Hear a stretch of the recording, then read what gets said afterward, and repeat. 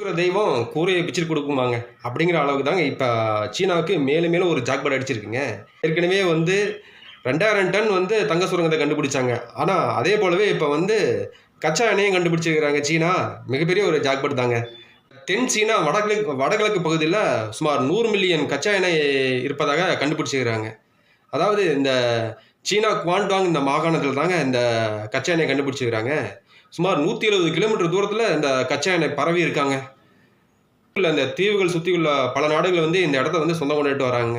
அதாவது இந்த Malaysia, Indonesia, Philippines போன்ற நாடுகள்லாம் வந்து சொந்தம் கொண்டாடிட்டு வர சூழ்நிலையில, இப்ப சீனா தாங்க இந்த இடத்த வந்து ஆதிக்கம் பண்ணியிருக்கு. இதனால இந்த இந்த இடம் சீனாவுக்கு சொந்தமா இருக்கிறனால, கிட்டத்தட்ட ஏற்கனவே 11.1 மில்லியன் அளவுக்கு இங்க கச்சா எண்ணெய இறக்குமதி பண்ணியிருந்தாங்க. ஆனா, இப்ப இந்த நாட்டிலேயே கண்டுபிடிச்சு சீனாவே இவங்களே கண்டுபிடிச்சதுனால, இந்த இவங்க வைக்கிறது தாங்க இனிமேட்டு ரேட்டு. இதுக்கு மேல கச்சா எண்ணெய்க்கு இந்த நாடு ரொம்ப இந்த துறையில ரொம்ப முக்கியத்துவம் வாய்ந்ததா அமையப் போகுதுங்க. 68,000 கியூபெக் மீட்டர் அளவுள்ள இந்த இயற்கை எரிவாயுவும் இந்த இதிலிருந்து பிரித்து எடுத்து வெற்றிகரமாக செயல்பட்டதா இந்த சீன அரசாங்கம் சொல்றாங்க.